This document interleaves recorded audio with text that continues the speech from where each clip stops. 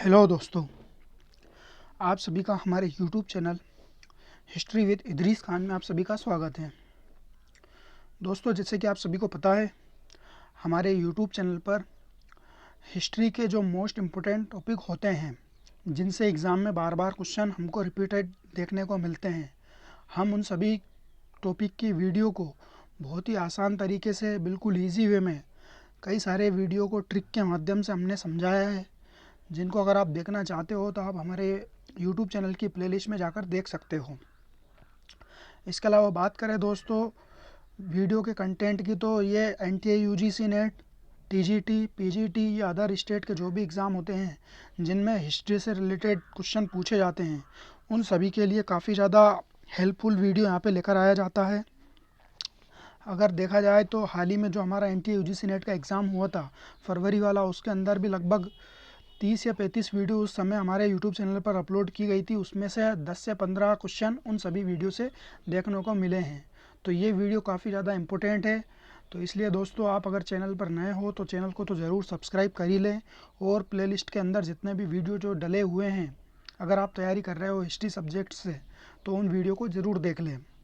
इसके अलावा अगर हम बात करें दोस्तों आज के वीडियो की, तो आज के वीडियो बहुत ही ज़्यादा इम्पोर्टेंट रहने वाला है, जिसके अंदर हम भारत में ब्रिटिश उपनिवेशवाद के जो चरण रहे हैं, जो बताए गए हैं कि 3 हैं: वाणिज्यिक पूंजीवाद, औद्योगिक पूंजीवाद और वित्तीय पूंजीवाद।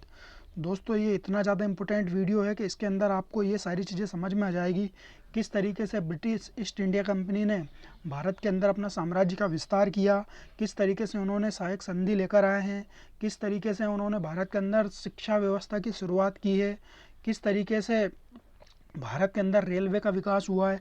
मतलब जितने भी जो भी डाउट है आपके ब्रिटिश ईस्ट इंडिया कंपनी से लेकर के ये काम इन्होंने क्यों किया, उन सभी चीज़ों के जवाब आज के इस वीडियो के अंदर मिलने वाले हैं।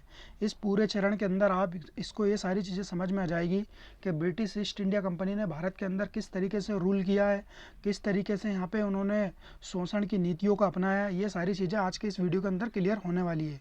तो दोस्तों, बिना समय गवाए चलते हम हमारी स्लाइड के ऊपर, जहाँ हम इस टॉपिक को पूरी तरीके से समझने की कोशिश करेंगे।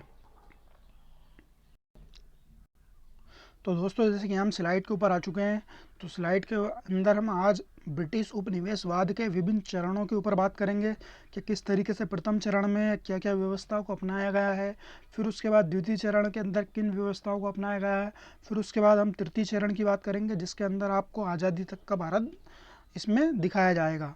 तो ये सारी चीज़ों को आज हम विस्तार से समझेंगे, तो वीडियो को बिल्कुल भी स्किप नहीं करना है, वीडियो को बिल्कुल कंप्लीट देखना है, जिससे आपके जो भी डाउट है, जो भी कन्फ्यूजन है, आज इस वीडियो के अंदर बिल्कुल ख़त्म होने वाला है। तो सबसे पहले बात कर लेते हैं हम उपनिवेशवाद का अर्थ क्या होता है, किस तरीके से भारत के अंदर उपनिवेशवाद को यहाँ पे शुरू किया गया है। तो देख लेते हैं उपनिवेशवाद का अर्थ क्या होता है दोस्तों। तो उपनिवेशवाद की शुरुआत, तो यहाँ पे सिंपल वे में यहाँ पे अर्थ दिया गया है: उपनिवेशवाद का तात्पर्य अपनी सीमाओं के बाहर राष्ट्रीयता के विस्तार से है। मतलब क्या है इस लाइन का दोस्तों, जिस तरीके से, और पूरी लाइन पढ़ लेते हैं: इसका स्वरूप आर्थिक होता है, वास्तव में यह साम्राज्यवाद का अपेक्षाकृत नवीन रूप है। ये मोस्ट इम्पोर्टेंट लाइन है दोस्तों, जिससे आपको इस लाइन के अंदर किस तरीके से उपनिवेशवाद की शुरुआत की जाती है, और उपनिवेशवाद का क्या उद्देश्य रहता है, और उपनिवेशवाद के अंदर किस चीज़ों को पूरा किया जाता है, तो ये सारी चीज़ें इस लाइन के अंदर दी गई है। अब इसको हम थोड़ा ईजी वे में समझने की कोशिश करेंगे। सपोज मान सकते हो आप, ये ब्रिटेन है और ये भारत है। तो भारत को उपनिवेशवाद किसने बनाया था? ब्रिटेन ने उपनिवेश बनाया था। ब्रिटेन क्या करता है? ब्रिटेन आकर भारत के ऊपर आकर कब्जा कर लेता है और भारत के ऊपर शासन अपना स्थापित कर लेता है। जब कोई दूसरा देश किसी दूसरे देश के ऊपर जाकर अपना शासन स्थापित कर लेता है, और शासन स्थापित करने का उद्देश्य मात्र अपने आर्थिक हितों की पूर्ति करना है, और आर्थिक हितों की पूर्ति करने के लिए उस देश की अर्थव्यवस्था या उस देश की अर्थव्यवस्था से प्राप्त राजस्व को अपने देश में लाकर अपने देश पर खर्चा करना, और अपने देश के समाज कल्याण के कार्य करना, और अपने देश का निर्माण करना, और अपने देश की अर्थव्यवस्था में सहयोग प्राप्त करना ही उपनिवेशवाद कहलाता है। इसके अलावा आप ये समझ रहे होंगे दोस्तों कि इस तरीके से तो कई सारे लोगों ने, बाहर के लोगों ने आके हमारे देश के ऊपर शासन किया। जैसे कि हमने प्राचीन काल में देखा है और मध्यकाल में खास करके देखा है कि दिल्ली सल्तनत में और हमारे मुग़लों ने आकर भारत के ऊपर राज किया। मगर उनका उपनिवेशवाद क्यों नहीं कहा जाता है दोस्तों? उनका उपनिवेशवाद इसलिए नहीं कहा जाता है कि मुग़लों ने और दिल्ली सल्तनत के जो तुर्क सुल्तानों ने, उन्होंने भारत के ऊपर आकर राज तो किया है, मगर उन्होंने भारत के अंदर रहकर राज किया है। और जो भारत से जो राजस्व प्राप्त होता था उसका भी उन्होंने भारत के ऊपर ही खर्चा किया है। कहने का मतलब भारत में रहकर ही और भारत के ऊपर ही खर्चा किया है। मगर अंग्रेज़ों ने ऐसा नहीं किया है दोस्तों। अंग्रेज़ों ने अपने ब्रिटेन में रहकर भारत के ऊपर राज किया है और भारत से जो राजस्व प्राप्त हुआ है उसका थोड़ा बहुत अंश इन्होंने भारत के ऊपर खर्चा किया है। बाकी ज़्यादातर जो अंश था, ज़्यादातर जो बड़ा हिस्सा था, उसको ब्रिटेन में ले जाकर खर्चा किया है, जिससे अपने आर्थिक हितों की पूर्ति की है। जो भी अपनी अर्थव्यवस्था थी उसको मजबूत किया है। तो इस तरीके से आपको ये सारी चीज़ें समझ में आ गई होगी कि उपनिवेशवाद का अर्थ क्या होता है और उपनिवेशवाद के अंदर किया क्या जाता है। तो अपने देश से किसी दूसरे देश के ऊपर कब्जा करना, उसको अपना उपनिवेश बनाना और अपने उपनिवेश से अपने देश का जो अपना मातृत्व देश होता है, जो अपनी मातृभूमि होती है, उससे अपने आर्थिक हितों की पूर्ति करना। तो ये चीज़ें उपनिवेशवाद के अंदर की जाती है। तो ये चीज़ें आपकी बिल्कुल क्लियर हो गई होगी मुझे लगता है।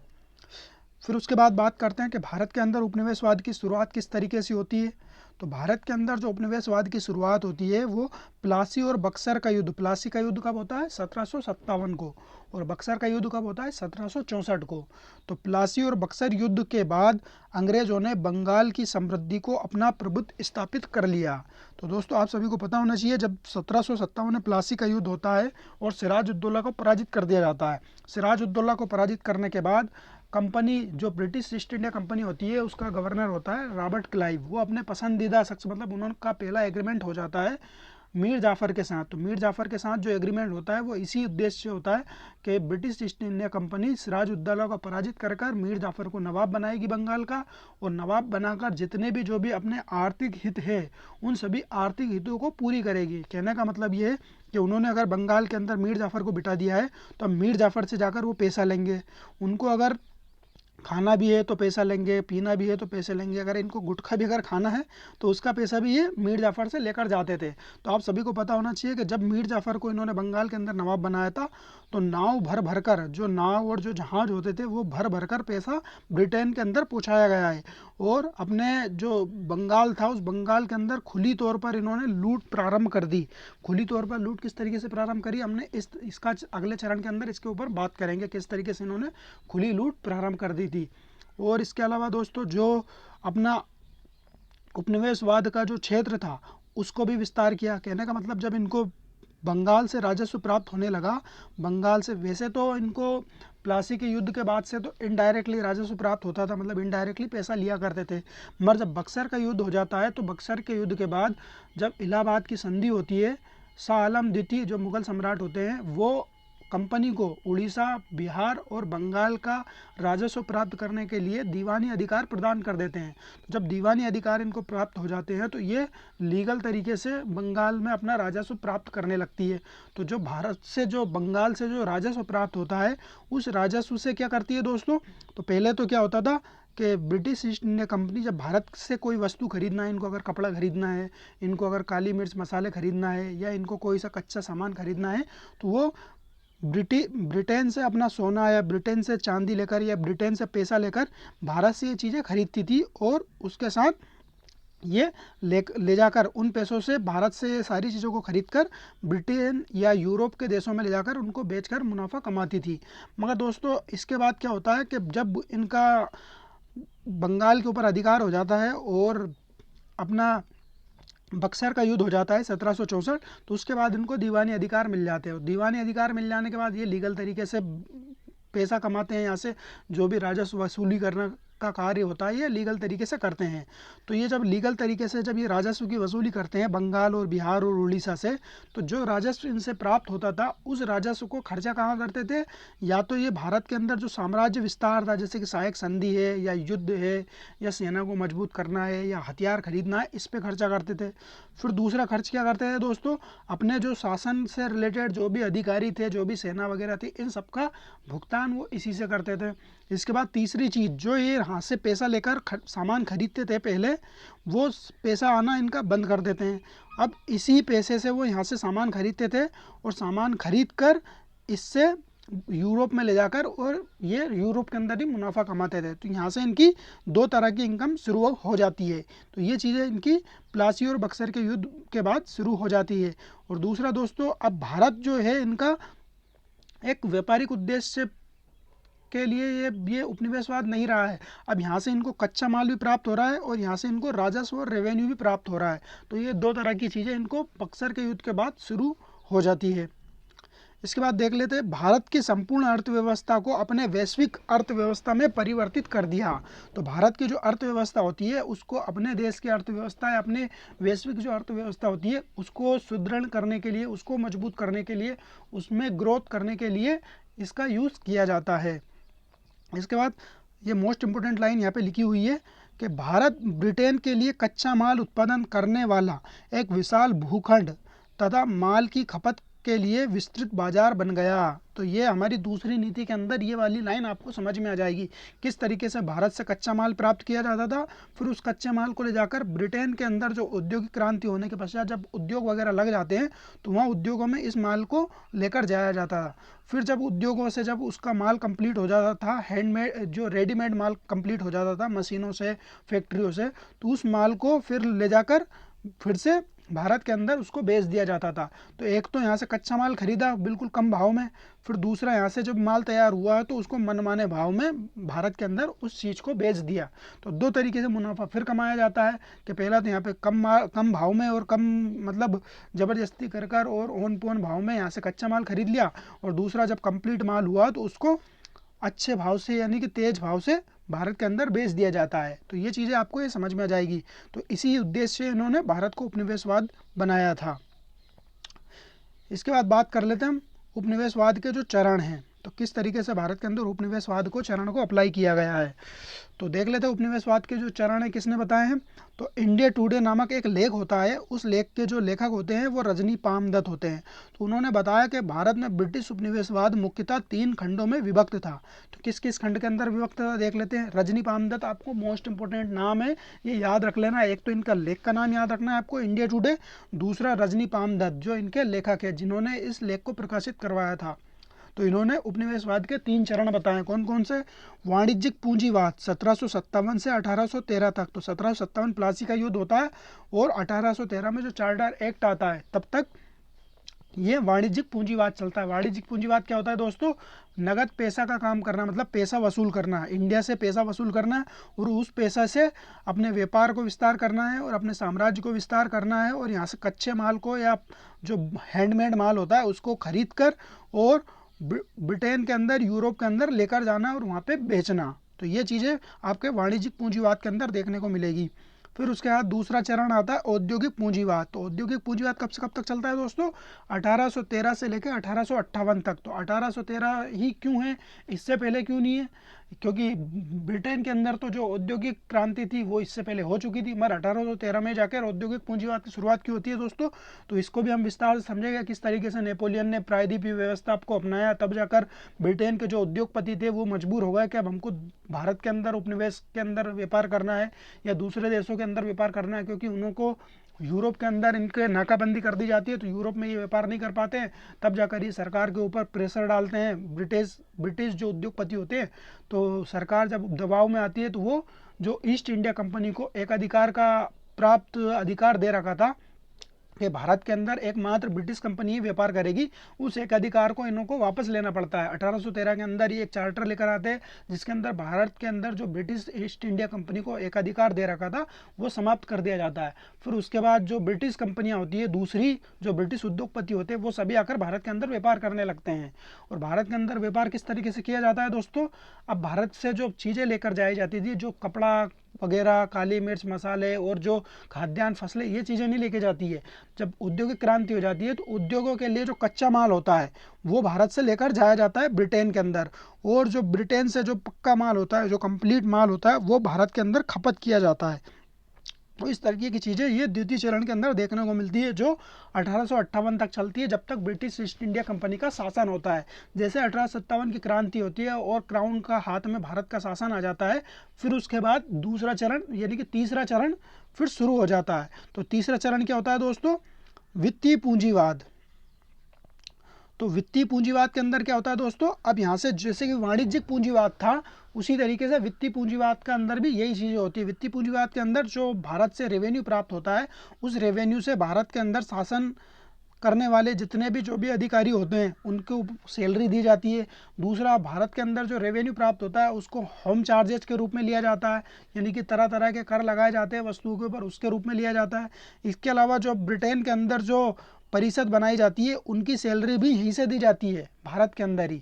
इसके अलावा दोस्तों, जो ब्रिटिश ईस्ट इंडिया कंपनी विदेशों में जो अपना अभियान कर रही थी, जैसे कि द्वितीय विश्व युद्ध के समय या अपना जो साम्राज्य या उपनिवेशवाद बनाने के लिए, तो उनकी जो सेना का जो भत्ता था, उनकी सेनाओं का भत्ता भी भारत से किया जाता था। कई बार तो ऐसा आता था कि इस भारतीय सेनाओं को ही उन ब्रिटेन यूरोप के अंदर अभियान करने के लिए पहुंचाया जाता था, उसका सैन्य खर्चा भी भारत से दिया जाता था। तो ये सारी वित्तीय पूंजीवाद, और भारत के अंदर बैंकों को स्थापित किया जाता है, तो उनका जो ब्याज वगैरह है भुगतान करना है, वो सारी चीज़ें, रेलवे का विकास किया जाता है इसी चरण के अंदर। तो ये सारी चीज़ें आपको 1858 से लेकर 1947 तक देखने को मिलता है। तो ये तीनों चीज़ें आपको समझ में आ गई होगी। इसके बाद हम विस्तार से बात करेंगे।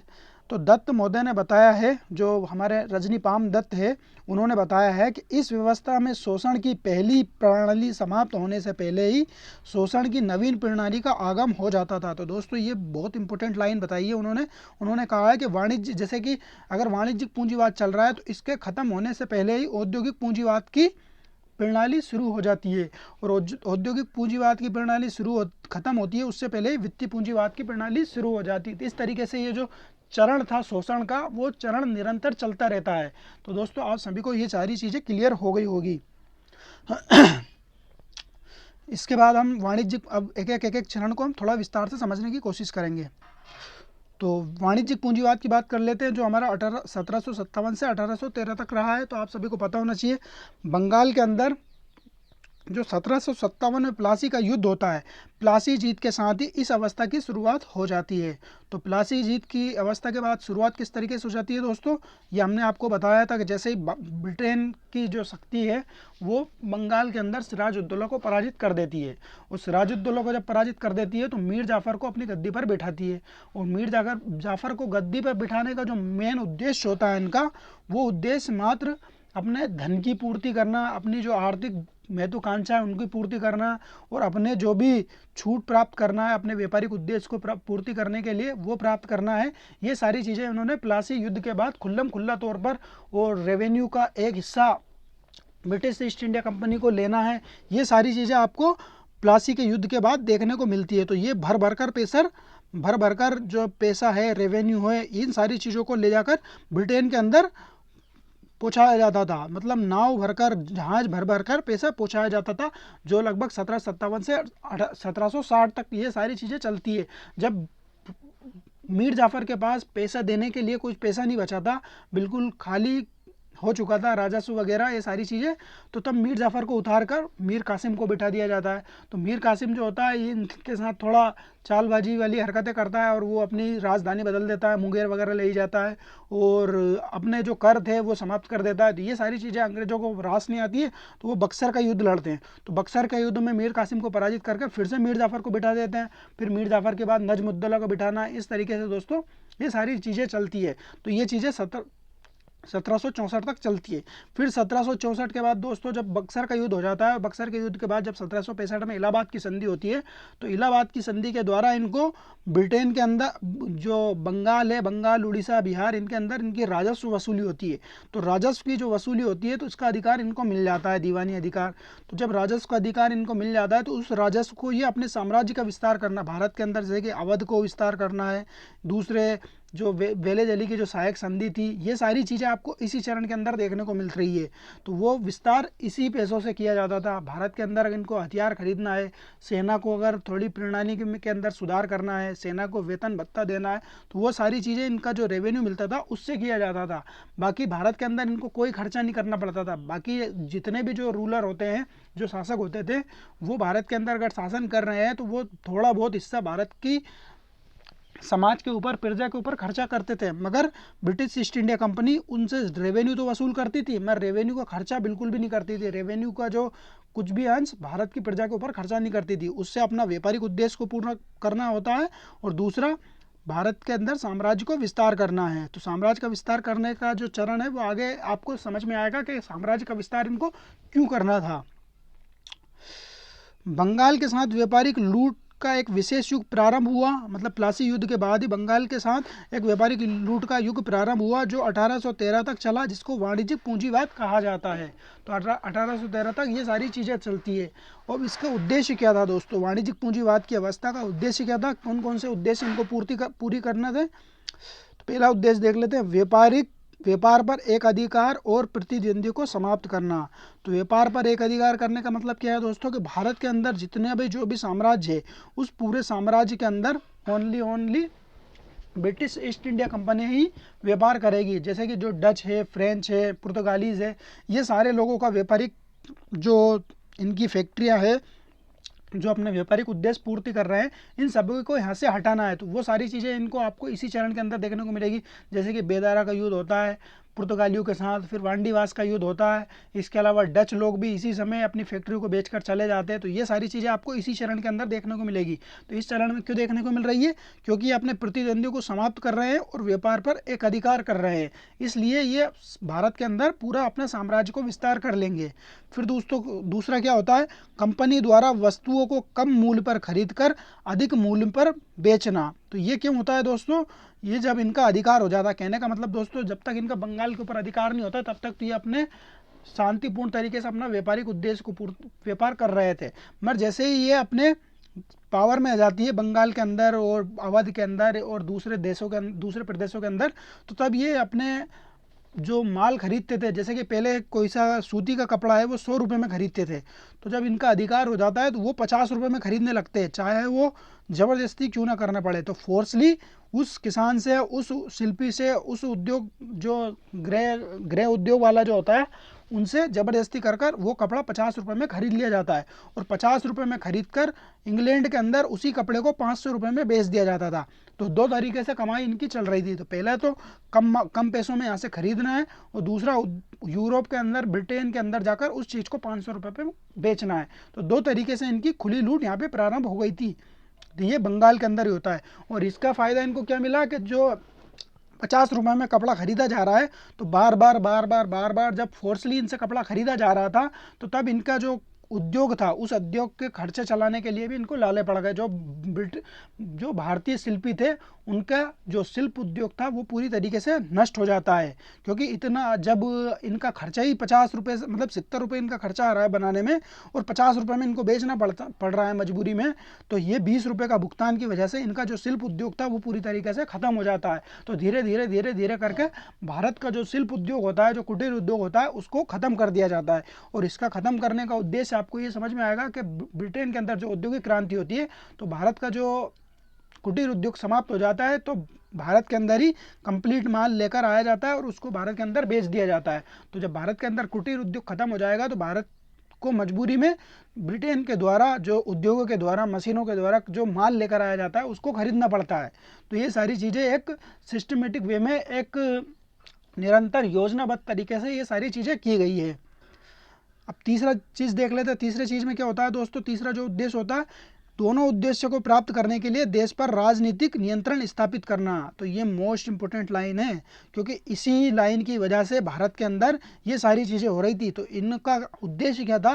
कि भारत के अंदर जो रूलर शासक है, जो कमज़ोर शासक है, उनके हस्तक्षेप करना और उनके ऊपर राजनीतिक अपना नियंत्रण स्थापित करना। जैसे बंगाल के ऊपर नियंत्रण स्थापित कर लिया, अवध के ऊपर नियंत्रण स्थापित कर लिया। वेले जली की जब सहायक संधि आती है, तो वो मराठों के ऊपर और हैदराबाद के ऊपर, इन सब के ऊपर सहायक संधि थोपकर इनके ऊपर नियंत्रण स्थापित करते हैं। नियंत्रण स्थापित क्यों करते हैं दोस्तों? इनके राजस्व की प्राप्ति करना है, दूसरा अपना व्यापारिक जो उद्देश्य है वो पूर्ति करना है, अपना जो कच्चा माल प्राप्त करना है वो करना है। तो ये सारी चीज़ें इनको जब राजनीतिक नियंत्रण स्थापित हो जाएगा तब ये अच्छी तरीके से कर पाएंगे। वैसे तो नॉर्मली तो जब ये इनका राजनीतिक नियंत्रण जब इनका स्थापित नहीं हुआ था बंगाल वगैरह इनके ऊपर, तब ये ओनली व्यापार करते थे एक व्यापारिक कंपनी की तरह, बिल्कुल सीधे साधे भोले भाली बनकर। जैसे ही इनका एक स्टेटमेंट देखने को मिलता है कि British East India company Bharat के अंदर क्यों आई थी, तो उनका उद्देश्य क्या था शुरुआत में, तो व्यापारिक उद्देश्य था, जमीन नहीं थी, जमीन का मतलब साम्राज्य नहीं था, तो ये व्यापार करने के उद्देश्य से आए थे। मगर इनको जब पता चला कि भारत के अंदर इतनी ज़्यादा अव्यवस्था फैली हुई है, भारत के जो राजा है आपस में लड़ने में व्यस्त है, एक दूसरे के ऊपर लड़ाई करने में ये सारी चीज़ें ये चल रही है, गुटबंदियाँ बन रही है, तो उसका फ़ायदा उठाकर इन्होंने भारत की जो राजनीतिक व्यवस्था थी, जो राजनीतिक जो शासन प्रशासन था, उसके अंदर हस्तक्षेप करना प्रारंभ कर दिया और अपना नियंत्रण स्थापित कर लिया। और अपना नियंत्रण जब स्थापित कर लिया तो जो रेवेन्यू राजस्व प्राप्त होता है उसको भी प्राप्त किया, और यहाँ पे खुले तौर पर इन्होंने अपना व्यापार भी स्थापित किया। और व्यापार भी किस तरीके से स्थापित किया कि जो चीज़ें 100 रुपये में खरीदना है उसको 50 रुपये में खरीद रहे थे दोस्तों, ज़बरदस्ती कर कर। तो इससे एक तो इनको व्यापारिक फ़ायदा मिला, दूसरा जो भारत का शिल्प उद्योग था, शिल्प व्यापार था, उसको समाप्त किया। और इसको समाप्त करने का उद्देश्य भी आपको आगे के चरण में समझ में आ जाएगा। दोस्तों ये तीनों उद्देश्य की पूर्ति इन्होंने की है। अब तीनों उद्देश्य को जब इन्होंने पूर्ति की है तो इसके कुछ ना कुछ परिणाम जरूर आए होंगे। तो क्या परिणाम आए वो देख लेते हैं। तो दोस्तों पहले जो हमारी वाणिज्यिक पूंजीवाद की अवस्था थी उसको जब इन्होंने अप्लाई किया है तो उसके क्या परिणाम आए निकल कर देख लेते हैं। तो ये जो अवस्था थी इसमें भारत के शिल्प उद्योग के लिए घातक सिद्ध हुई। तो आपको हमने शुरू में समझाया कि घातक सिद्ध क्यों हुई, कि जब चीज़ों को औने पौने भाव में, कम भाव में प्रेशराइज कर इनसे जब खरीदा जाता था तो ये चीज़ें शिल्प उद्योग के लिए घातक सिद्ध हुई। क्योंकि जब चीज़ का जो एक्चुअल वैल्यू है उसी वैल्यू से जब ये लोग खरीद रहे हैं, कम वैल्यू से जब ये चीज़ों को खरीदेंगे, किसी चीज़ को बनाने में 20 रुपये लग रहे हैं और ये उस चीज़ को 10 रुपये में खरीद रहे हैं फोर्सली, तो वो चीज़ उद्योग के लिए घातक सिद्ध होती है, किसी भी उद्योग के लिए हानि घातक सिद्ध होती है। फिर उस तरह दूसरा, कंपनी ने बंगाल पर अधिकार करने के बाद शिल्पकारों को मजबूर किया कि वह केवल कंपनी के लिए माल बनाए। तो जैसे दोस्तों इससे पहले क्या होता था, ब्रिटेन के लिए भी माल बना रहे हैं, पुर्तगालियों के लिए भी माल बना रहे हैं, डच के लिए भी माल बना रहे हैं, तो उससे क्या होता था, ये माल की खपत ज़्यादा कर रहे थे। जो भारत का जो शिल्प उद्योग था काफ़ी ज़्यादा माल की खपत करते थे, तो ये सारी चीज़ें ख़त्म कर दी इन्होंने अपना जब नियंत्रण स्थापित किया। तो ये ओनली ब्रिटेन के लिए ही माल बनाएंगे। तो उससे क्या हुआ, एक तो माल बनाने की इनकी जो कैपेसिटी थी, जो माल बनाने की जो कैपेसिटी थी उसके अकॉर्डिंग इन्होंने माल नहीं बनाया, उससे ज़्यादा इनको माल बनाना पड़ता था। और माल बनाने का जो रेट था और माल बनाने का जो समय था, तो जैसे कि यहाँ पे तीसरी लाइन में लिखा हुआ है, तैयार माल का समय, मात्रा और कीमत कंपनी के द्वारा तय की जाती थी। तो ये चीज़ें आपको समझ में आ रही होगी दोस्तों, कि कोई सी चीज़ इनको अगर 1 महीने में बनाने में टाइम लग रहा है तो उसको 15 दिन में बनाना पड़ेगा, चाहे आपको कुछ भी करना पड़े, चाहे आपको 10 आदमी लगाना पड़े, 20 आदमी लगाना पड़े, 50 आदमी लगाना पड़े, तो वो चीज़ें आपको एग्रीमेंट कर लिया जाता था। एक व्यवस्था चलती थी ददनी प्रथा। तो ददनी प्रथा में क्या होता था दोस्तों, एडवांस में मनी दे दी जाती थी, इन शिल्पकारों को एडवांस में मनी दे दी जाती, मतलब पैसा दे दिया जाता था और इनसे बोला जाता था कि आपको इतने समय के अंदर ये सारी चीज़ें कंप्लीट करना है, जैसे कि 50 जोड़ कपड़े तैयार करना है, और इसको किस मात्रा में कंप्लीट करना है, तो मतलब कितने नंबर में, यानी कि 50 करना है, 100 करना है, 200 करना है, ये कंपनी तय करती थी। फिर इसके अलावा इसकी जो कीमत होती थी, चाहे कंपनी के द्वारा जो शिल्प उद्योग था उसके द्वारा उस कपड़े की कीमत कितनी भी रही हो, चाहे 70 रहे हो, 80 रहे हो, 50, 100 रहे हो, मगर ब्रिटिश ईस्ट इंडिया कंपनी इसका भाव तय करती थी। मतलब शिल्प उद्योग वाले को, जो शिल्पी होता था, उसको कोई अधिकार नहीं होता था कि उसके द्वारा तैयार माल को वो कितने रुपए में बेचेगा। उसकी कीमत कौन लगाता था, ब्रिटिश ईस्ट इंडिया कंपनी लगाती थी। तो ये परिणाम देखने को आया है दोस्तों, कंपनी के द्वारा तय की जाती थी। इसके बाद प्रथम 50 वर्षों में भारतीय हस्तकला उद्योग का पूर्ण विनाश हो गया। तो दोस्तों होना ही है पूर्ण विनाश, क्योंकि पूर्ण विनाश इसलिए हो रहा था 50 वर्षों में, क्योंकि जब 50 वर्षों तक जब यहाँ खुली लूट की गई है और शिल्प उद्योग को जब बर्बाद किया गया है तो ये सारी चीज़ें होना ही था। तो 50 वर्षों के अंदर भारतीय हस्तकला का जो उद्योग था, हैंडमेड जो उद्योग था, कुटीर उद्योग जो था, वो पूरी तरीके से यहाँ पे समाप्त कर दिया गया। और समाप्त करने का रीज़न क्या था, ये हम अगले चरण में समझेंगे। तो हर चीज़ का एक रीज़न था दोस्तों। यहाँ पे आप ये मत समझना कि एक पर्टिकुलर एक सिस्टमेटिक वे में, मतलब ये चलते चलते वैसे एक व्यवस्था का जो अंग था उस तरीके से इन्होंने कर दिया। मतलब ये प्री प्लानिंग तरीके से यहाँ पे भारत का कुटीर उद्योग को समाप्त किया जाता है। क्यों समाप्त किया जाता है? जब आप कुटीर उद्योगों को समाप्त कर दोगे तो इनको फैक्ट्री का बना हुआ माल खरीदना पड़ेगा। तो फैक्ट्री का माल बना हुआ कौन लेकर आएगा? ब्रिटेन लेकर आएगा। और ब्रिटेन को तो बाजार की ज़रूरत थी, उन्होंने बाजार का रास्ता खाली कर ही लिया था, एक बड़ा साम्राज्य बना ही लिया था, और यहाँ पे ब्रिटेन का जो खपत माल बना हुआ माल था वो लाकर भेज दिया गया। तो ये सारी चीज़ें आपको प्रथम चरण के अंदर देखने को मिल रही है दोस्तों। इसके बाद हम दूसरे चरण की बात कर लेते हैं दोस्तों, औद्योगिक पूंजीवाद की अवस्था। औद्योगिक पूंजीवाद की अवस्था 1813 से 1858 तक चलती है दोस्तों। 1858 में ब्रिटिश ईस्ट इंडिया कंपनी का शासन समाप्त हो जाता है। आप सभी को पता होना चाहिए कि क्राउन का शासन समाप्त, जो हमारा क्राउन का शासन होता है वो शुरू हो जाता है और ब्रिटिश ईस्ट इंडिया कंपनी का शासन शुरू हो जाता है। तो इसके अंदर क्या क्या होता है देख लेते हैं दोस्तों। 19वीं शताब्दी के आरंभ में इंग्लैंड में औद्योगिक क्रांति के कारण वाणिज्यिक पूंजी का वर्चस्व स्थापित हो गया। तो दोस्तों जब 19वीं शताब्दी होती है, हालांकि 19वीं शताब्दी से पहले ही ब्रिटेन के अंदर 1750 से लेकर तो 1850 के बीच में वाणिज्यिक जो औद्योगिक क्रांति होती है, तो औद्योगिक क्रांति के द्वारा दोस्तों ब्रिटेन के अंदर बड़े बड़े उद्योगों को स्थापित किया जाता है। और जब बड़े बड़े उद्योगों को स्थापित किया जाता है, पहले तो होता क्या दोस्तों कि ब्रिटेन के अंदर ही इन चीज़ों की पूर्ति की जाती थी। ब्रिटेन के अंदर ही कच्चा माल प्राप्त कर लिया जाता था, और कच्चा माल प्राप्त कर कर जो ब्रिटेन के अंदर माल बनता था फैक्ट्रियों द्वारा, उस माल को ब्रिटेन के अंदर और यूरोप के अंदर बेच दिया जाता था।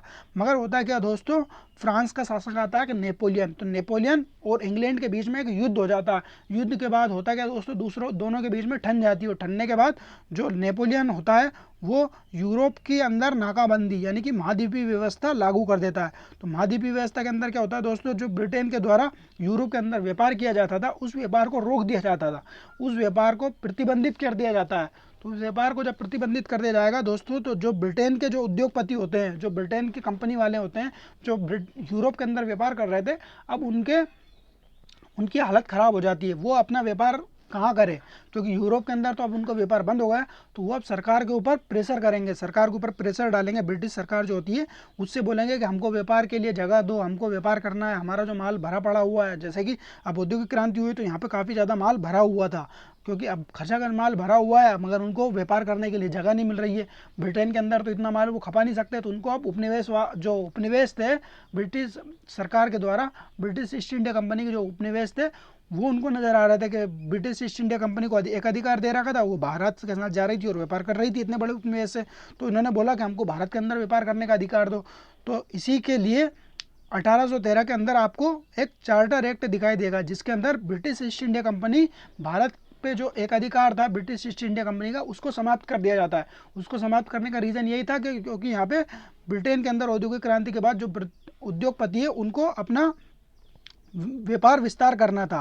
तो इसके बाद जब व्यापार विस्तार करने के बाद जब ये ब्रिटेन की कंपनियां आकर भारत के अंदर अपना व्यापार करेगी, तो व्यापार करने के साथ साथ दोस्तों इनको यहाँ पे काफ़ी ज़्यादा कच्चे माल की भी चीज़ें देखने को मिल रही है। अब यहाँ पे इनको कपास मिल जाती है, यहीं पे इनको कोयला मिल जाता है, यहीं पे इनको लोहा मिल जाता है, यहीं पे इनको सोना चांदी मिल जाता है, ये सारी चीज़ें, फसलें मिल जाती है, दलहनें मिल जाती है। तो ये सारी चीज़ें इनको डबल फ़ायदा पहुंचाती है। डबल फ़ायदा किस तरीके से पहुंचाती है दोस्तों, पहले क्या करते थे, तो जब पहले तो एक अधिकार था, तो तब उस समय ब्रिटेन के जो उद्योग थे वो अपना कच्चा माल ब्रिटेन से या यूरोप से प्राप्त करते थे। मगर जब इनको पता चला कि भारत के अंदर ये सारी चीज़ें हैं, तो ये भारत से व्यापार के साथ साथ ये भारत से कच्चा माल प्राप्त करते थे।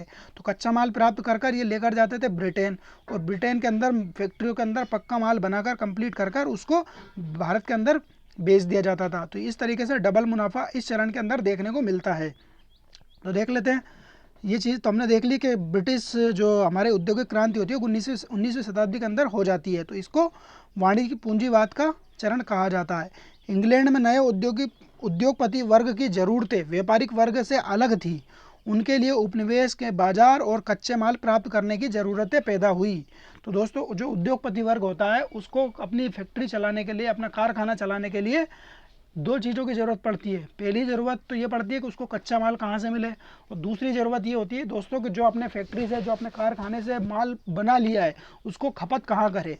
तो जब भारत के अंदर एकाधिकार समाप्त कर दिया जाता है तो इनको दोनों चीज़ें भारत से मिल जाती है। तो भारत के अंदर पहले चरण में हमने देखा कि व्यापार, पहले चरण के अंदर भारत के अंदर पूरी तरीके से साम्राज्य को विस्तार कर लिया जाता है। तो इनको एक तो मार्केट मिल गया खपत करने के लिए, दूसरा यहीं पे इनको कच्चा माल भी मिल गया। तो कच्चा माल बिल्कुल औने पौने भाव में लेकर जाते थे, कम कम भाव में लेकर जाते थे।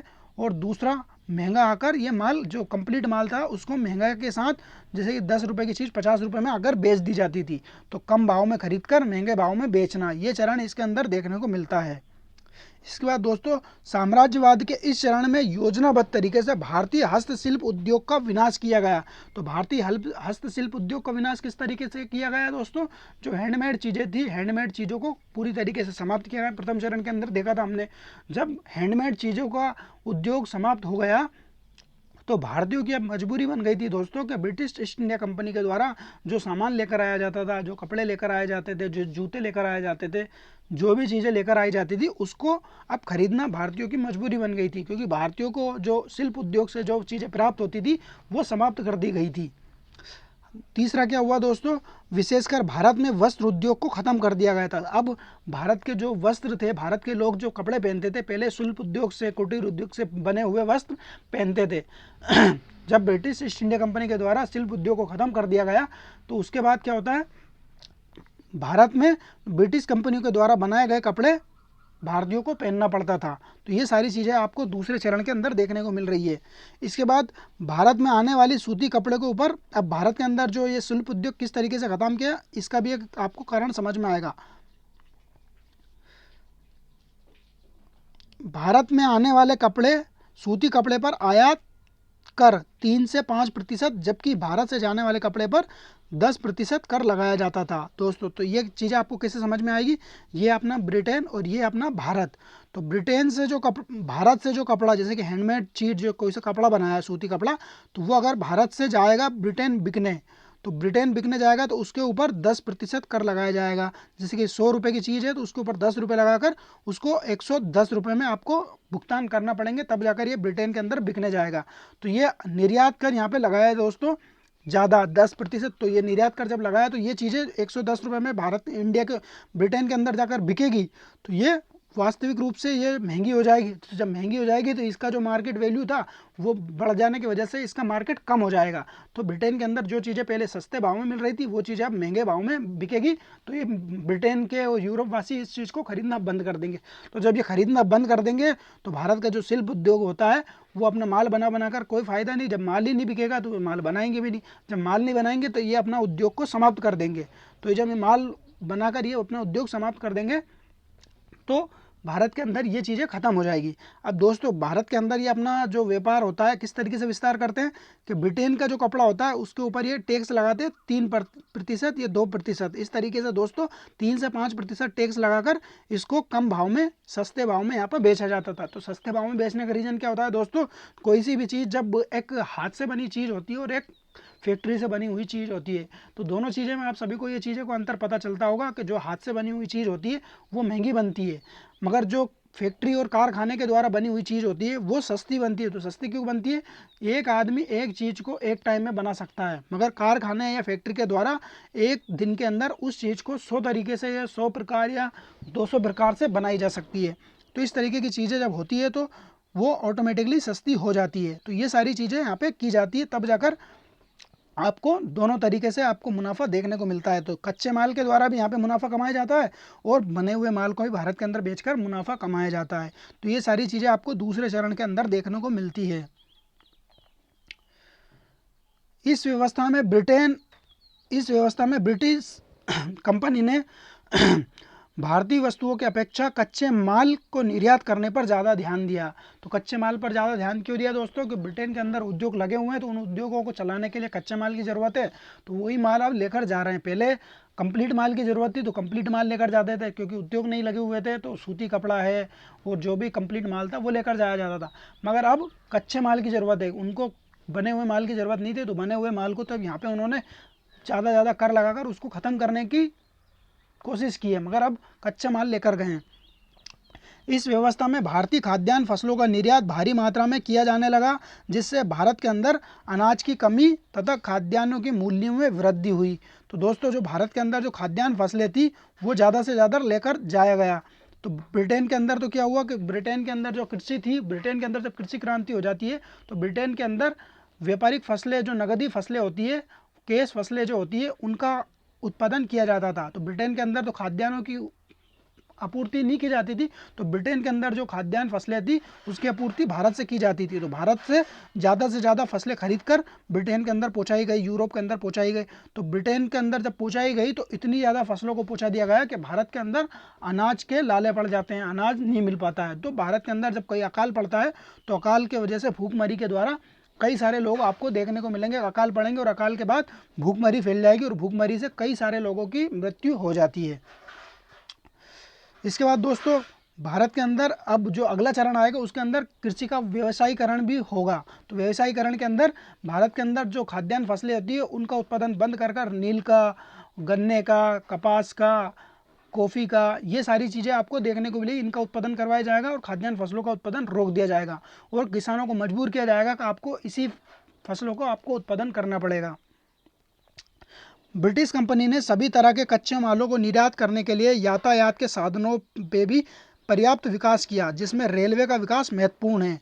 तो अब आपको ये चीज़ें समझ में आ गई होगी दोस्तों, भारत के अंदर रेलवे का विकास क्यों किया गया। तो क्यों किया गया दोस्तों कि पहले तो इनको कोई ज़रूरत नहीं थी। पहले इनको क्या था दोस्तों, इनको कच्चा जो कंप्लीट माल था वो ले जाकर ब्रिटेन के अंदर बेचना था पहले के जो चरण में। मगर दूसरे चरण में इनको एक तो भारत के अंदर इनको अपने कंप्लीट माल को भी पहुंचाना है, दूसरा यहाँ से कच्चे माल को भी लेकर जाना है। तो कच्चे माल किस तरीके से लेकर जाएंगे दोस्तों, क्योंकि इनकी जो व्यापारिक कंपनियां बनी हुई हो तो बंगाल में बनी हुई है, मद्रास में बनी हुई है, और जो भी उत्तर भारत, जो दक्षिण भारत के जो तट वाले, जो तटवर्ती इलाके हैं, सूरत के अंदर बनी हुई है। तो यहाँ पे इनकी व्यापारिक कोटियाँ बनी हुई है। मगर व्यापारिक कोटियाँ यहाँ पे बनी हुई है तो अब इनको यहाँ पे कच्चा माल तो नहीं मिल रहा है। कच्चा माल कहाँ मिल रहा है इनको, जैसे कि झारखंड से इनको कोयला चाहिए, मध्य प्रदेश से इनको और भी दूसरा खनिज चाहिए, फसलें चाहिए, या इनको पंजाब से इनको दूसरी फसलें चाहिए। तो ये फसलों को बंगाल तक कैसे लेकर आया जाएगा, तो ट्रेन के माध्यम से, यातायात का जब अच्छा माध्यम होगा तो उससे ये जल्दी जल्दी यहाँ पर पहुँचा दिया जाएगा। तो ये जल्दी जल्दी पहुँचाने के लिए यहाँ से कच्चा माल ट्रेन लेकर आ रही है बंगाल। तो ये कच्चा माल लेकर अब ये यूरोप में चला गया।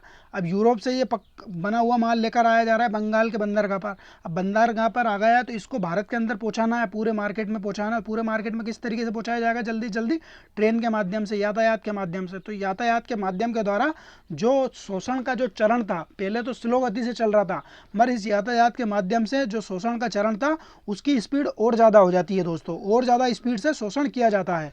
तो ये सारी चीज़ें आपको समझ में आ रही होगी कि रेलवे का विकास 1853 में लॉर्ड डलहौजी के समय किस उद्देश्य की पूर्ति के लिए किया जाता था, कि अपने जो व्यापारिक उद्देश्य थे, खनिज पदार्थ और जो अपना बना हुआ माल था उसको भारत के अंदर मार्केट तक पहुंचाने के लिए इसका उपयोग किया गया था। प्रशासन के बढ़ते कार्यों के लिए व्यापारिक संगठन संस्थानों के लिए अंग्रेजी पढ़े लिखे कर्मचारियों की आवश्यकता हुई, जिसमें एक शिक्षा व्यवस्था लाने को भी प्रेरित किया गया।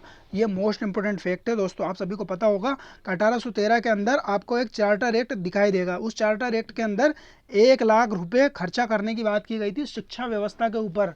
तो आपको ये समझ में आएगा कि अब ये ब्रिटेन के जो ब्रिटिश ईस्ट इंडिया कंपनी थी, अच्छी भली भारत के ऊपर व्यापार कर रही थी, भारत से रेवेन्यू लेकर जा रही थी, और जो भी चीज़ें थी सब चीज़ें चल रही थी। अब इनको शिक्षा व्यवस्था लागू करने की क्या ज़रूरत थी, तो शिक्षा व्यवस्था लागू करने का इनका 2 उद्देश्य था दोस्तों। 2 उद्देश्य क्या था, एक तो इनका जो कंपनी थी, ये कंपनी का जब विस्तार हुआ तो नए नए संगठन, नए नए उद्योग और नए नए मार्केट को इन्होंने खड़ा किया। तो इन मार्केट को खड़ा करने के लिए अब इन्होंने पास ज़रूरी थोड़ी ना कि हर तरीके के जो भी अधिकारी हैं वो फिर टेंशन लेकर आया जाए।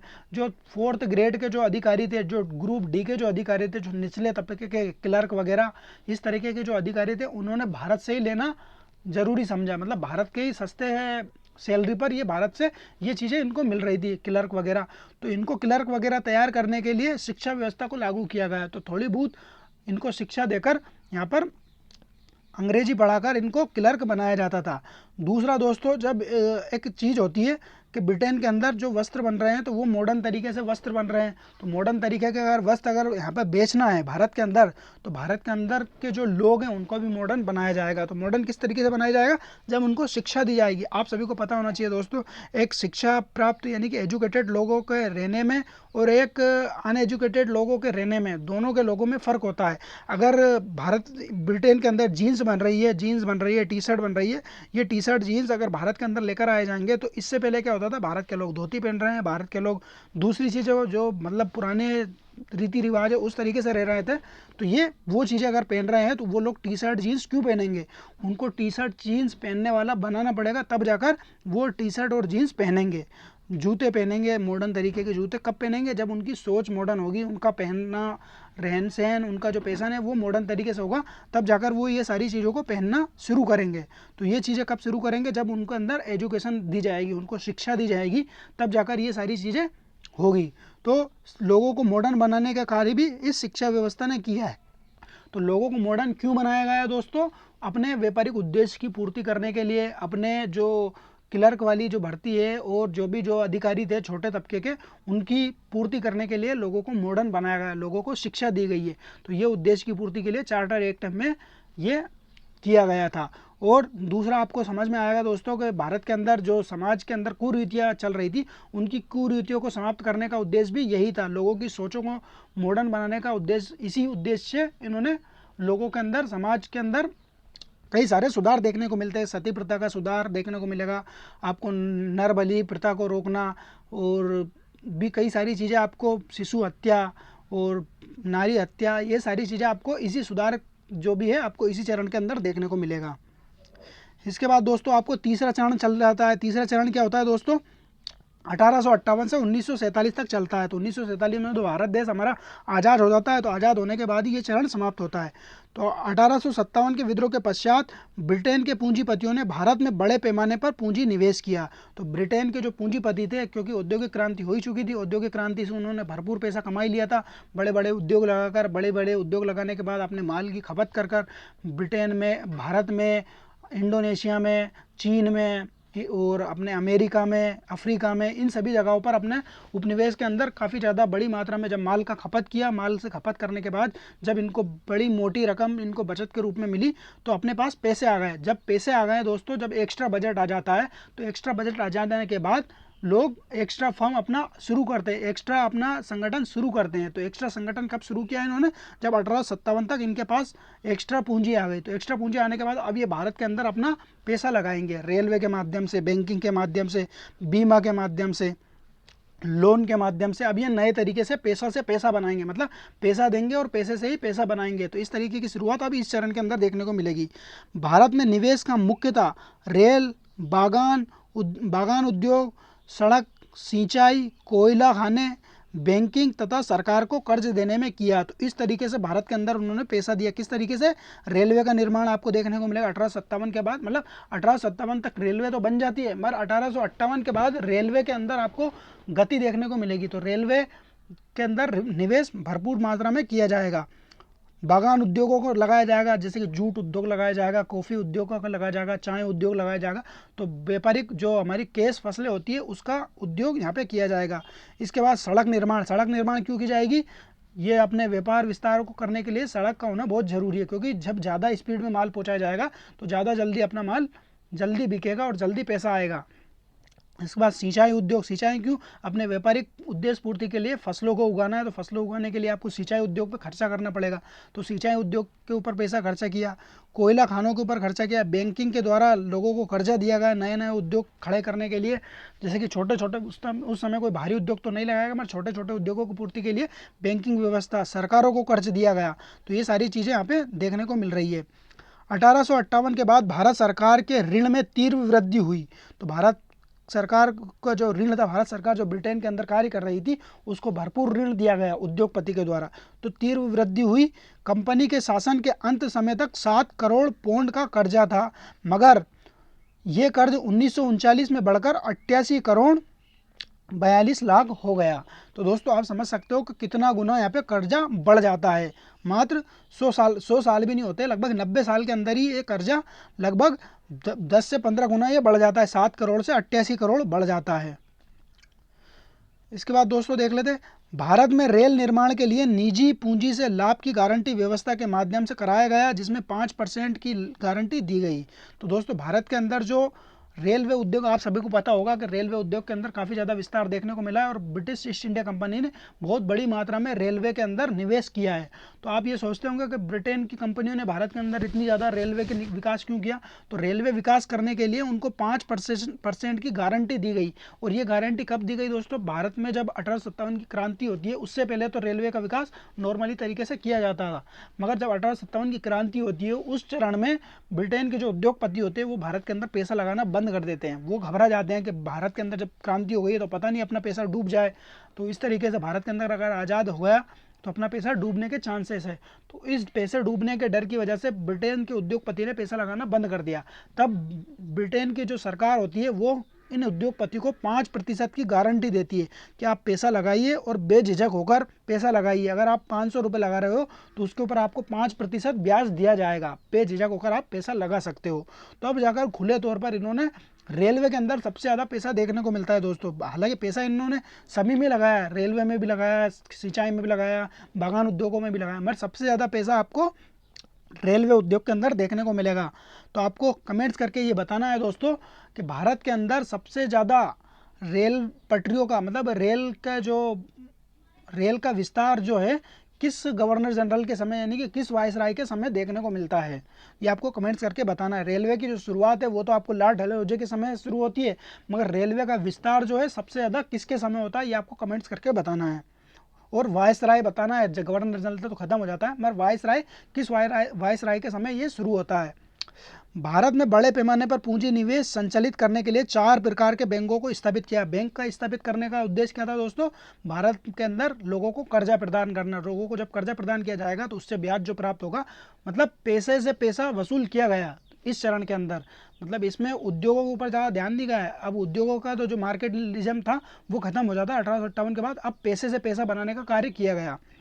1921 में एक एक्ट के माध्यम से इंपीरियल बैंक ऑफ इंडिया की स्थापना केंद्रीय बैंक के रूप में स्थापित की गई। दोस्तों जो 3 बैंक थी, कलकत्ता बैंक, मद्रास बैंक और बंगाल अपनी मुंबई बैंक, इन तीनों बैंकों को मिलाकर 1921 में इंपीरियल बैंक ऑफ इंडिया की स्थापना की जाती है। और इसी बैंक को आपको 1955 में एक एक्ट के माध्यम से, अधिनियम के माध्यम से इसको भारतीय स्टेट बैंक यानी कि भारतीय स्टेट बैंक में परिवर्तित कर दिया जाता था। दोस्तों ये सारी चीज़ें आपको ये समझ में आ गई होगी। तो बैंकों के माध्यम से बड़ा कर्जा दिया गया और कर्जे के रूप में जो राजस्व वसूल वो ब्याज वसूल हुआ वो ब्रिटेन जाया गया। तो इसमें भी आपको देखने को मिला है। इसका परिणाम क्या हुआ दोस्तों? परिणाम समझ लेते हैं। भारत में वित्तीय पूंजीवाद के निर्यात के परिणाम स्वरूप भारत का औद्योगिक विकास नहीं हो सका। तो जब भारत से जब पैसा, भरपूर पैसा भरा कर जब भारत से बाहर जाया गया तो भारत के लोगों के पास पैसा बचता ही नहीं था। जब भारत के लोगों के पास पैसा ही नहीं बचेगा तो वो उद्योग इस्टेब्लिश कैसे करेंगे? तो इस तरीके से भारत का औद्योगिक विकास हुआ ही नहीं। इसके बाद दोस्तों भारत का अतिरिक्त आय मुनाफे के रूप में बाहर गया तो भारत की विदेशी पूंजी चंगुल में फंस गया। तो भारत से जो मुनाफा होता है दोस्तों वो विदेशों में चला गया, तो ये चंगुल में फंस जाता है। इसके बाद अंग्रेजों की नीति आक्रमणकारियों की आक्रांता की तरह नहीं थी। ये शुरू से ही अंत तक विदेशी बने रहे और निरंतर भारत को लूटते रहे। दोस्तों आप सभी को पता होना चाहिए भारत के ऊपर कई सारे लोगों ने आक्रमण किए। मंगोलों ने आक्रमण किए, इसके अलावा हुण आक्रमण अपने प्राचीन काल के अंदर, यूनानी शासकों ने आक्रमण किए, सिकंदर ने आक्रमण किए। मध्यकाल के अंदर आपने देखा होगा, मध्यकाल के आक्रांताओं को सबसे ज़्यादा इंपॉर्टेंट यहाँ पे माना जाएगा। मध्यकाल के अंदर आपने देखा होगा कि तुर्क लोगों ने आक्रमण किया। तो तुर्क लोगों ने आक्रमण किया किस तरीके से किया? उन्होंने आक्रमण कर भारत के अंदर ही अपना साम्राज्य विस्तार किया और भारत से रेवेन्यू कलेक्ट कर भारत की जनताओं के ऊपर ही खर्चा कर दिया और यहीं पर ये लोग दफन हो गए, ये भारतीय बन गए। कहने का मतलब तुर्क लोग भारतीय बन जाते हैं। जैसे कि बाबर आया, आक्रमण करता था, मगर भारत में मुगल सत्ता स्थापना करने के बाद ये भारतीय बन जाते हैं। अकबर, शाहजहाँ, औरंगजेब वगैरह जितने भी लोग हैं सारे लोग भारत के अंदर ही रह जाते हैं और भारत के अंदर ही ये खर्चा करने लगते हैं। तो ये चीज़ें आपको देखने को मिली है। मगर जो ब्रिटिश लोग थे वो भारत के ऊपर मतलब अपना शासन तो स्थापित करते हैं, मगर जो यहाँ से रेवेन्यू प्राप्त होता है वो रेवेन्यू को इंग्लैंड पहुँचाया जाता है और एक व्यवस्था के माध्यम से, एक सिस्टमेटिक वे के माध्यम से 10-20 वर्ष 50 वर्ष ये सारी चीज़ें नहीं चली है। ये पूरे 200 वर्षों तक ये निरंतर यहाँ से शोषण किया गया है। तो एक सिस्टमेटिक वे में, एक व्यवस्था के द्वारा योजनाबद्ध तरीके से भारत का शोषण किया जाता है। इसके बाद दोस्तों इन सभी अवस्थाओं के द्वारा भारत के आर्थिक ढांचे को भी नष्ट कर दिया गया है। तो भारत का जो आर्थिक ढांचा, अब आप समझ सकते हो दोस्तों भारत का आर्थिक ढांचा नष्ट होगा या नहीं होगा, क्योंकि भारत से मात्र ये पैसा जाता ही जाता रहा है, भारत के अंदर खर्चा नहीं किया जाता है। तो जब खर्चा ही नहीं किया जाएगा किसी भी चीज़ को, जैसे कि कृषि है, कृषि के ऊपर जब आप खर्चा ही नहीं करोगे और इससे फसलें लोगे तो कृषि की जो व्यवस्था है, कृषि को जो ढांचा है पूरी तरीके से खराब हो जाएगा। क्योंकि भारत के अंदर भी यही चीज़ें हुई कि भारत के अंदर खर्चा नहीं किया गया बल्कि पैसा वसूल किया गया। तो भर भर के जब पैसा वसूल किया गया तो भारत की अर्थव्यवस्था पूरी तरीके से चरमरा गई और पूरी तरीके से ये समाप्त हो गई। तो ये चीज़ें आपको देखने को मिली है परिणाम के रूप में। तो इस तरीके से हमने तीनों चरण की बात कर ली है दोस्तों। तीनों चरण आपको अच्छी तरीके से समझ में आ गया होगा। अगर फिर भी अगर आपको कोई डाउट है, कोई कन्फ्यूजन है तो कमेंट्स करके ज़रूर बताएं। अब थोड़े से हम क्वेश्चन की बात कर लेते हैं, क्वेश्चन किस तरीके से अभी इससे पूछे जाएंगे। तो देख लेते हैं पहला क्वेश्चन, एक अधिकार व्यापार के रूप में आर्थिक डकैती का प्रत्यक्ष उदाहरण ब्रिटिश उपनिवेशवाद का कौन सा काल था? वाणिज्य एकाधिकार व्यापार प्राप्त, तो किस समय ब्रिटिश ईस्ट इंडिया कंपनी को एकाधिकार प्राप्त था, मतलब किस काल के अंदर ब्रिटिश ईस्ट इंडिया कंपनी को एकाधिकार प्राप्त था, यह आपको बताना है। वाणिज्यिक उपनिवेशवाद, औद्योगिक पूंजीवाद, वित्तीय पूंजीवाद या इनमें से कोई नहीं। तो दोस्तों इसका जो राइट आंसर होगा, आप सभी को मैंने बताया था कि 1757 से लेकर 1813 का जो काल था उसके अंदर ब्रिटिश ईस्ट इंडिया कंपनी को व्यापारिक एकाधिकार प्राप्त था। 1813 के बाद जब चार्टर एक्ट आता है उसके बाद व्यापारिक एकाधिकार को समाप्त कर दिया जाता है। इस अवस्था के अंदर ब्रिटिश ईस्ट इंडिया कंपनी खुले तौर पर यहाँ से रेवेन्यू कलेक्ट करती है और जो व्यापार था, व्यापार में भी ये डबल मुनाफा कमाती है। भारत से सस्ती दरों पे सामान खरीदकर यूरोप के अंदर महंगे भाव में बेचे जाते हैं। तो ये अवस्था आपकी वाणिज्यिक पूंजीवाद कहलाती है। इसके बाद दूसरा क्वेश्चन देख लेते हैं, ब्रिटिश उपनिवेशवाद के किस चरण में दोहरे आर्थिक शोषण की संज्ञा प्रदान की गई है? दोहरे आर्थिक शोषण का मतलब दोस्तों आप समझ सकते हो दोहरा आर्थिक शोषण किस तरीके से किया गया। औद्योगिक उपनिवेशवाद, वाणिज्यिक पूंजीवाद, वित्तीय पूंजीवाद या साम्राज्यवाद। तो दोहरा आर्थिक शोषण किस तरीके से दोस्तों, यहाँ से कच्चे माल भी प्राप्त करना है और यहाँ पे कंप्लीट माल भी बेचना है। तो कच्चा माल कंप्लीट करना, कच्चा माल प्राप्त करके कंप्लीट माल को बेचना है। तो ये कौन सा चरण है आपको ये कमेंट्स करके बताना है दोस्तों। आपको कमेंट्स करके बताना इसका राइट आंसर कौन सा होगा, औद्योगिक उपनिवेशवाद होगा, वाणिज्यिक पूंजीवाद होगा या वित्तीय पूंजीवाद होगा या साम्राज्यवाद होगा, ये कमेंट्स करके बताना है। इसके बाद तीसरा क्वेश्चन देख लेते हैं, भारत में विदेशी पूंजी निवेश का प्रारंभ सर्वप्रथम किस क्षेत्र में हुआ? तो मतलब सर्वप्रथम किस क्षेत्र में हुआ और सबसे ज़्यादा किस क्षेत्र में हुआ, ये भी आपको याद रख लेना है। रेलवे के अंदर, बैंकिंग के अंदर, फैक्ट्री के अंदर या जहाज रानी के अंदर। तो सबसे ज़्यादा और सर्वप्रथम रेलवे के अंदर आपको अपना पूंजी निवेश देखने को मिलता है। जो ब्रिटेन के जो उद्योगपति थे उन्होंने 5% लाभ, मतलब 5% की गारंटी के लाभ के रूप में इन्होंने भारत के अंदर रेलवे के अंदर सबसे ज़्यादा अपना पैसा लगाया। रेलवे के बाद आपको देखने को मिलेगा बैंकिंग के अंदर, बागान के अंदर, सिंचाई के अंदर, खानों के अंदर और सरकार को कर्ज भी दिया भरपूर मात्रा में। ये सारी चीज़ें आपको देखने को मिल रही है। तो इस तरीके से दोस्तों हमने सारी चीज़ों को यहाँ पे क्लियर कर दिया है। अगर आपको अब भी अगर कोई डाउट है, कोई कन्फ्यूजन है तो कमेंट्स करके ज़रूर बताएं। इसके अलावा वीडियो को अगर पसंद आ रहा है तो भी आप बताएं, अगर नहीं पसंद आया तो भी आप कमेंट्स करके ज़रूर बताएं कहाँ पे क्या प्रॉब्लम आ रही है। और अगर आप चैनल पर नए हो तो चैनल को तो सब्सक्राइब कर ही लेना है, क्योंकि हिस्ट्री के जो मोस्ट इंपोर्टेंट टॉपिक होते हैं उनसे रिलेटेड बहुत ही अच्छे वीडियो यहाँ पर लेकर आया जाता है। खास करके NTU UGC नेट का जो एग्ज़ाम हमारा हाल ही में आने वाला है जून के अंदर, उसको टारगेट कर हम यहाँ पे डेली प्रतिदिन आपको एक वीडियो आपको मिलता रहेगा एग्ज़ाम तक। तो दोस्तों वीडियो को बिल्कुल, और भी वीडियो अगर आपको देखना है तो प्लेलिस्ट में जाकर वीडियो देख सकते हो। तो वीडियो को यहीं समाप्त करते हैं। थैंक यू, धन्यवाद।